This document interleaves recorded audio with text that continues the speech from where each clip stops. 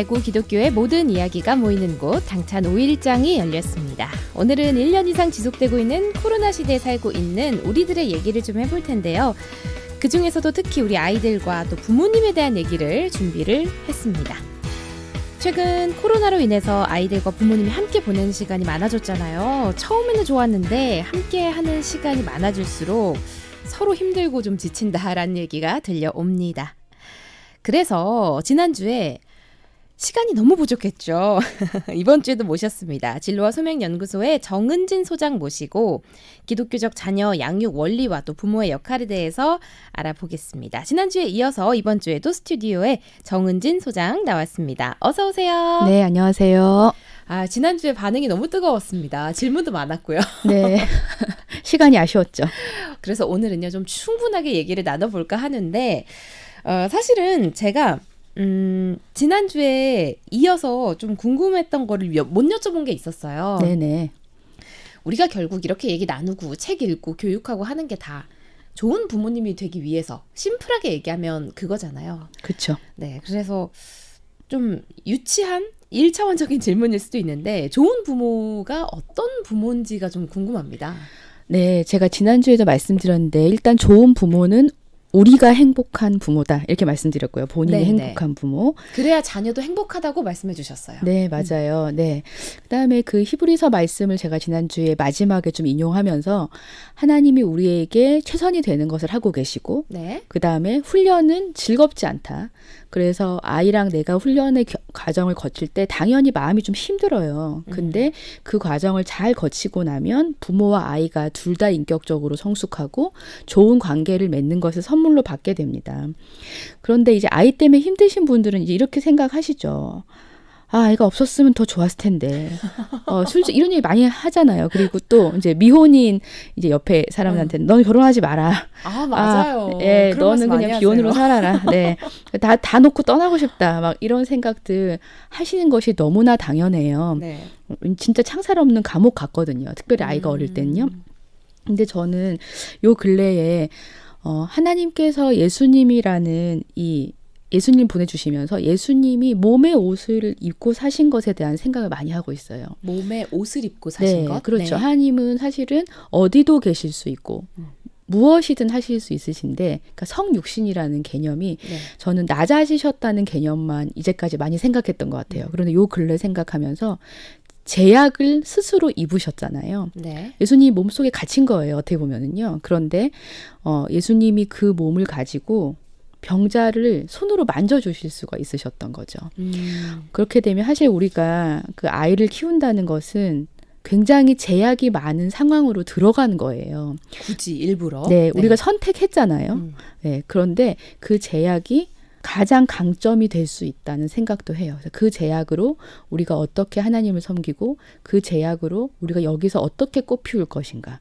이 지점으로 패러다임 전환을 해보시는 건 어떨까. 저도 그렇게 계속 생각하고 있습니다. 그런 방향으로 생각해 보는 것도 정말 어떻게 보면 또 다른 관점이다. 네, 필요한 관점이라고 생각합니다. 네, 그렇습니다. 그리고 제가 지난주에 질문을 받았는데 시간 관계상 그 질문을 하지 못했던 부분이 뭐였냐면요. 홈스쿨링이에요. 요즘 참 많이들 하시잖아요. 기독교 홈스쿨링.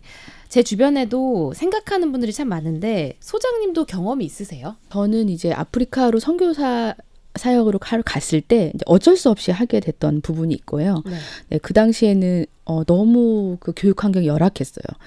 그래서 아이를 유치원을 보냈다가 도저히 안 되겠다 하면서 홈스쿨링을 저는 이제 울며 겨자 먹기를 사실은 시작을 했었고 그 당시에 한국에도 이제 초창기 홈스쿨링이 시작될 때였어요. 네. 제가 한국에 돌아오고 첫째 아이가 4학년 때까지 홈스쿨링하고 공교육으로 들어가서 지금 고등학교 2학년이고요. 그리고 둘째도 이제 몇 년 전에 학교에서 선생님이랑 심한 갈등을 겪으면서 강박증이 와버렸어요. 네, 그래서 학교를 다닐 수가 없었어요. 네. 그래서 또 홈스쿨링으로 전환을 하게 됐고 1년 반 홈스쿨링하고 이제 중학교를 갔어요.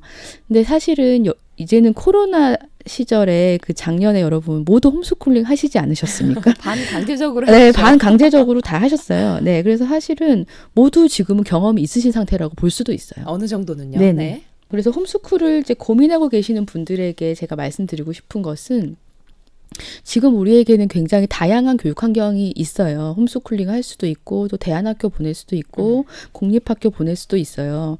근데 어떤 것이 정답이다라고 얘기하고 싶지는 않아요. 왜냐하면 각 교육 형태에 따라서 장점과 단점이 분명하게 있어요. 네, 그래서 지금 우리가 왜 이것을 선택하려고 하는가? 그러면 이 교육의 형태가 가지는 장점과 단점은 무엇인가? 네. 그리고 또 이것이 우리 아이의 기질과 또 우리 집안의 상황과 잘 맞는가? 이런 것들을 좀 따져봐야 된다. 네, 당연하죠. 예, 그래야 될 것 같아요. 네, 꼭 정답은 없지만 각각의 그 장단점을 좀 따져서 결정을 해봐야 되지 않을까. 특히 아이들의 기질을 가장 먼저 좀 살펴야 되지 않을까. 이렇게 생각이 들고요. 또 다른 질문이 있었는데 저번 주에는 그 아이를 여럿 키우는 가정 위주로 좀 설명을 해주셨어요. 근데 네네. 그러다 보니까 아무래도 하나만 키우는 그 부모님들도 나름의 어려움이 있어요. 이런 많으시죠. 네, 네. 이런 좀 문자들도 도착을 해 있는데 한 명이면 고민이 좀 덜 할 것 같거든요. 그렇진 않은가 봐요. 한 명이 고민이 더 많은 것 같기도 해요. 제가 볼 오히려? 때는요. 네네. 네. 저도 아이를 여러 키워보지만 첫째 때는 부모도 처음이고 시행착오가 많아요. 근데 둘째 키울 때는 첫째 키울 때 100만큼 에너지가 들었다면 둘째 키울 때는 100이 똑같이 들진 않아요. 둘째는 한 50 정도 들어요. 그리고 셋째부터는 이제 숟가락 하나 더 얻는 뭐 그런 느낌인데 그러니까 이게 100이 아니라는 걸 제가 말씀드리고 싶고요. 네. 근데 어쨌든 간에 이제 아이가 한 명인 경우는 아무래도 더 고민이 많으세요. 일단 비교 대상이 없다. 그다음에 이런 얘기, 그러니까 외동이라서 이기적이지 않을까. 이 부분에 대해서 굉장히 고민 많이 하시고요. 맞아요. 네. 그리고 내가 또 아이에게 많은 것을 지원해 줄 수 있고 여기다가 이제 조부모님까지 같이 계시는 경우에 아이가 실제로 집에서 왕처럼 되는 경우도 있긴 있어요. 예. 근데 그 부분들이 그러니까 형제가 있으면 조금 더 자연스럽게 조율될 수 있는 부분을 부모님이 다 하셔야 되기 때문에 내적인 갈등이 뭐 많다 적다 많으시다고 저는 생각해요. 오히려. 네네. 네. 그리고 아이도 계속 놀아달라 하거든요. 엄마한테. 심심하니까요. 그래서 현재 상황에서의 최선이 무엇인가 이렇게 생각해 보시고 일단 외동아이 같은 경우는 다양한 사회적인 관계를 맺을 수 있는 환경을 만들어 주세요. 그러니까 외동인 아이 경우에 이제 대안학교를 보내시는 경우도 많아요. 네. 그런데 이 대안학교가 가지고 있는 특성 자체가 한 반의 아이들이 수가 많지 않고 그리고 그렇죠. 계속 6학년까지 올라가요. 예를 들어서. 같은 친구들이 계속 올라갈 수 올라가는. 있잖아요. 근데 아이가 여기서 다양한 교육적인 자원을 맛볼 수 있는 반면에 만약에 내가 이 교실에서 적응을 잘 못했어요. 예를 들어 나는 조금 따돌림을 당하거나 뭔가 약간 위축돼 있는데 일반 공교육 같으면 다른 반으로 가면 돼요. 아니면은 이 아이들 아니야 다른 애들 놀 애들이 많거든요. 근데 계속적으로 요 사이에 있어야 된다는 거죠. 그러니까 이럴 때 부모님이 요걸 좀 민감하게 봐주셔야 되고 학교를 뭐 그만두라 이런 뜻이 아니고요. 학교 외에서 맺을 수 있는 다양한 관계를 경험하게 해주시고 내가 거기서는 관계. 약간 위축돼 있지만 실제 또 바깥에 저기에선 또 내가 잘해 뭐 교회에서는 또 내가 어때 이런 자기의 다양한 모습들이 발현될 수 있도록 해주셔야 되고 네. 그리고 아이에게 너무 양보하라고 강요하지 말으셨으면 좋겠어요. 맞아요. 외동은 그런 얘기 많이 들을 것 같아요. 그렇죠. 어디 가서 혼자인 거 티난다. 그렇죠. 이런 얘기 들을까 봐. 네, 이기적이라는 말을 들을까 봐 굉장히 노심초사하시거든요. 네, 그런데 할 때 되면 다 해요. 네, 너무 강요 안 해주셔도 됩니다. 네. 우리 아이에게 조금 더 기회를 주셨으면 좋겠어요. 시간을 갖고 좀 기다리면서. 네, 기다려주셔야 돼요. 기다리는 네. 게 필요한 것 같습니다. 아이의 기질에 대해서도 질문을 주시는데 저번에 좀 쉬운 아이가 있고 어려운 아이가 있다라고 말씀을 하셨지만 많은 분들이 아이를 객관적으로 보지 못하시는 것 같아요. 그런 어려움 있으신 것 같은데 기질을 또 어떻게 나눠볼 수가 있을까요? 저는 자녀 양육할 때 기질을 이해하는 것은 굉장히 중요하다고 생각하고 있어요. 왜냐하면은 내가 낳았다고 다 같지 않고요. 그리고 이 아이의 기질을 머리로 우리가 이해해야 감정 노동이 덜 됩니다. 이해되지 않고 참으려고 하면 감정 노동이 되고요. 이해가 되면 수용이 되거든요. 아, 이 아이가 왜 이 상황에서 지금 이렇게 행동하는가. 그래서 자녀 양육을 얘기할 때 저는 기지를 빠뜨릴 수 없다고 생각하고요. 여러 가지 틀이 있을 수 있지만 오늘은 4가지의 틀로 말씀드리고 싶어요. 네. 한번 들어보세요. 우리 아이를 생각하시면서. 그러니까 즐거움을 원하는 아이가 있고 몰입을 원하는 아이가 있고 완벽을 원하는 아이가 있고 교감을 원하는 아이가 있어요. 물론 다 가지고 있어요. 근데 가장 우세한 것이 무엇이냐를 생각하시면 될 것 같아요. 4가지 기지를 말씀해 주셨어요. 즐거움, 몰입, 완벽, 교감. 이 중에서 내 아이는 어떤 부분이 조금 더 크고 진하게 나타나는 것 같다. 이걸 그렇죠. 좀 생각해 보시면 될 것 같은데 즐거움을 원하는 아이는 어떤 특성 이런 게 있을까요? 즐거움을 원하는 아이는 굉장히 자유로운 아이예요. 자유로운. 네. 그 말은 이제 즉흥적이고 충동성이 강하다는 뜻인데요. 네, 친구 따라 강남 가는 스타일일 수 있어요. 예, 그래서 이 아이가 하고 싶은 것도 굉장히 많고 자주 변해요. 네, 학원을 간다고 했다가 한두 달 후에 안 다닐래. 또 다른 거 한다 그러고 근데 이런 식입니다. 그래서 부모님들이 요것을 이해하지 못할 경우 이 기질이 아니신 부모님들은 애가 너무 이해가 안 된다. 그리고 진짜 염장 지른다. 이제 이런 얘기 하시거든요. 네. 그래서 네. 아이의 욕구를 존중해 주시되 아이가 굉장히 스케일이 크다는 걸 알고 계셔야 돼요. 부모의 스케일에 얘를 집어넣으시면 안 되고요. 네. 이 아이가 나보다 크구나. 그리고 인맥으로 일하는 아이가 될 거예요. 그래서 용돈도 다른 아이들보다 훨씬 많이 써요. 저도 저희 집에 있는데요. 한 3배는 많이 줘야 됩니다. 즐거움을 원하는 아이가 있군요. 네, 즐거우니까 돈을 쓰면서 또 즐겁고 친구를 내 편으로 만들면서 즐겁고. 네.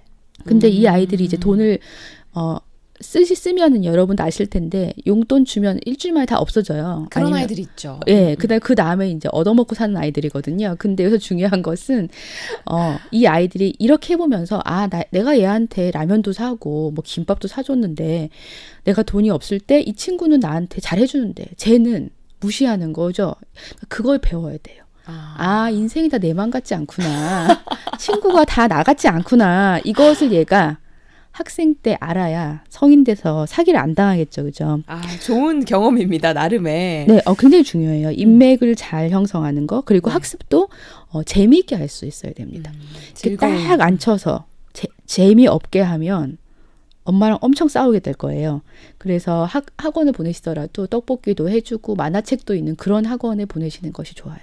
기질에 대해서 얘기를 나누고 있는데 좀 고개가 끄덕이는 부분도 있습니다. 두 번째는 몰입을 원하는 아이도 있어요?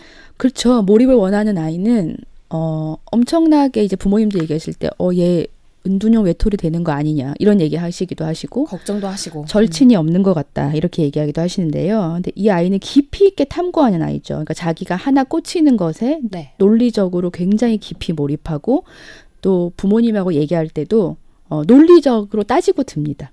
그래서 부모 입장에서는 이런 말 해도 되나? 그러니까 싸가지가 없다. 예, 얘가 위도 아래도 없다. 이런 얘기를 하기도 하세요. 네. 근데 이 아이가 발달하는 과정에 있다. 성장하는 과정에 있다는 것이 되게 중요해요. 이 아이가 논리가 강점이지만 부모 입장에서는 궤변으로 보일 수 있잖아요. 그렇죠. 네, 그렇지만 이 논리를 인정해 주시는 거 중요해요. 그걸로 살 거거든요. 그래서 이 아이에게 선생님은 어떤 선생님이 필요하냐면요. 진짜 최고로 잘하는 선생님이 필요합니다.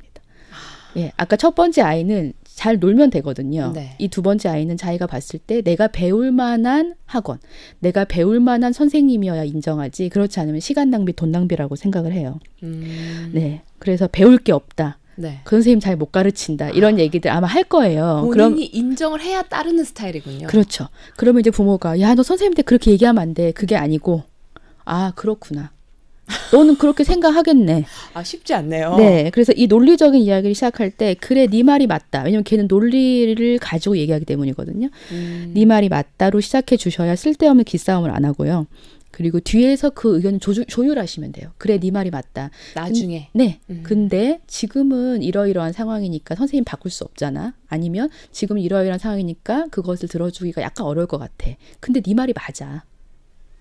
우선은 긍정은 해주고 뒤에 나중에 설득을 시켜야 되는, 이해를 시켜야 되는. 네, 반대로 하시면 계속 싸우십니다, 여러분. 네, 여러분 먼저 동의가 제일 중요한 시작 포인트입니다. 세 번째, 완벽을 원하는 아이가 있어요? 네, 완벽을 원하는 아이는요, 실수하고 싶지 않아요. 그래서 저희 이제 막내가 이 유형인데요. 이렇게 말해요. 엄마, 나는 발표할 때 맞아도 부끄럽고 틀려도 부끄러워.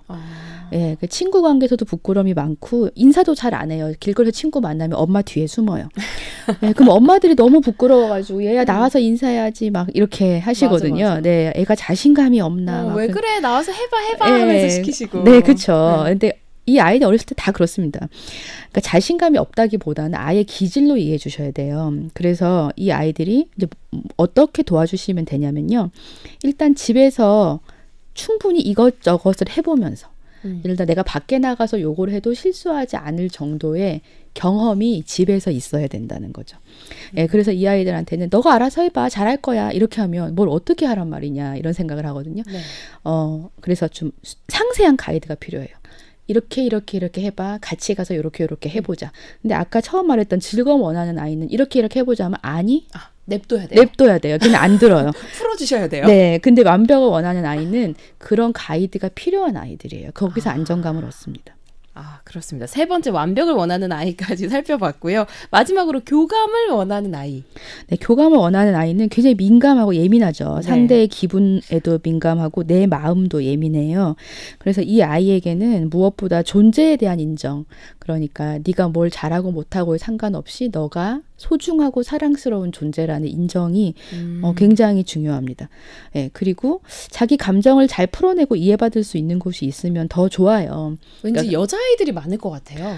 네, 남자들도 많아요. 그렇군요. 네네. 그래서 근데 전체적인 비율은 좀 떨어지죠. 근데 어쨌든 이 아이들은 갈등이 있고 싶지 않지만 자기가 너무 예민하기 때문에 그런 것들을 일으키기도 하고요. 그래서 반려동물이 제일 도움이 되는 저는 기질이라고 생각해요. 네. 그리고 예술적인 경험들, 아이가 이것을 말로 다 풀어낼 수 없을 때 다른 방식들을 함께 고민해 주시는 것도 도움이 됩니다. 네. 4가지 기질의 아이들을 살펴봤는데 저는 들으면서 무슨 생각이 드냐면 아이들뿐만 아니라 우리 어른들도 그럼요. 네, 내가 어떤 기질인지 한 번쯤 생각해 보면 굉장히 도움이 될 것 같다. 네, 여러분도 몰입인지 완벽인지 교감인지 즐거움인지 네, 한번 생각해 보시면 좋을 것 같습니다. 진로와 소명 연구소 정은진 소장과 함께 하고 있습니다. 여러분도 궁금하신 점 있으시면요. 샵 1032번으로 레인보우 게시판으로 보내주시면 됩니다. 최근에는 직접 또 책을 쓰셨다고 들었어요. 네네. 책은 이제 작년에 우리 아이 기초공사라는 자녀 양육서를 출간을 했는데요.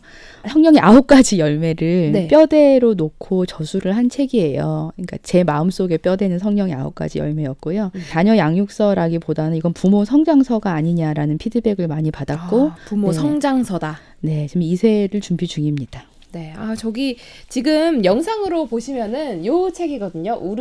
우리 아이 기초공사라는 책입니다. 이 책인데 네, 감사합니다. 저희가 오늘 5분 선정해서 보내드리도록 하겠습니다. 샵 1032번으로 레인보우 게시판으로 많이 참여 부탁을 드립니다. 저도 사실은 미리 읽어봤는데 자녀가 없음에도 불구하고 저는 제 얘기 같아서 네. 그렇게 읽었거든요. 진짜 그냥 성인에게도 그리고 그냥 일반 사람들을 대할 때도 참 좋은 꿀팁들 이 많이 들어있으니까 많이 신청하시고 또 봐주셨으면 좋겠습니다. 현재 진로와 수명 연구소에서는 온라인 강좌도 진행을 하고 있죠. 네, 이제 코로나를 맞아서 거의 대부분의 강의를 온라인으로 교체를 했고요. 저는 개인적으로는 옴부 코칭이라는 이름으로 본인의 성장을 원하시는 분들과 함께 저녁마다 만나고 있고요. 또 이제 3040 진로와 소명학교라는 소그룹 커리어 코칭도 매달 온라인으로 운영을 하고 있습니다. 이 진로와 소명학교는 올해로 9년째 43기까지 진행 중이고요. 한 그룹에 4명씩 이렇게 해서 내가 앞으로 이제 어떤 삶을 살아갈 것인가를 얘기하고 있는데 온라인으로 전환하면서 육아로 인해서 경력 단절이 되셨던 어머님들의 그 신청이 폭주하고 있어요. 네, 저도 그래서 지금 이 부분을 더 유익 있게 보고 있고요. 네, 전국에서 해외에서도 오시고 계십니다. 그래서 신청은 저희 연구소 진로와 소명 연구소 블로그나 제 개인 페이스북 통해서 해주시면 됩니다. 네, 페이스북에서 제가 해봤더니 이제 소장님 성함 정은진 이렇게 검색하면 나오더라고요. 네, 그렇게 검색해서 들어가 보시면 되고요. 마지막으로 기도 제목을 좀 함께 나눠봤으면 좋겠습니다. 네, 제가 요즘 많이 생각하는 기도문인데요. 마음은 고난을 받아들이고 생각은 깨달음에 열어두며 의지로는 기꺼이 따르게 하소서. 예요. 네, 제가 이제 대구에 살다가 1월에 포항으로 이사를 와서 그 오두막 상담과 환대의 집이라는 사역을 시작을 했어요. 네. 그러니까 진로와 소명 연구소도 하고 오두막도 하고 이렇게 두 바퀴를 돌리고 있는데요. 라브리나 예수원 그리고 상담 코칭센터의 결합 모델을 시험해 보고 있어요. 이곳에서 쉼과 회복이 일어나고 또 인생에 대한 여러 가지 고민들을 함께 나누는 일들이 잘 일어나기를 기도해 주십시오. 네, 우리 당찬 가족분들도 함께 기도해 주시면 좋겠습니다. 4명의 아이를 키우면서 너무 바쁘실 것 같아요. 네, 그래도 바다가 힘이 많이 됩니다. 고맙습니다. 당찬 5일장 오늘은요. 모든 사람들이 자신의 소망을 발견하고 또 진로를 찾아가도록 돕는 연구기관이죠. 진로와 소명연구소의 정은진 소장과 함께 했습니다. 오늘 유익하고 좋은 말씀 고맙습니다. 네, 감사합니다.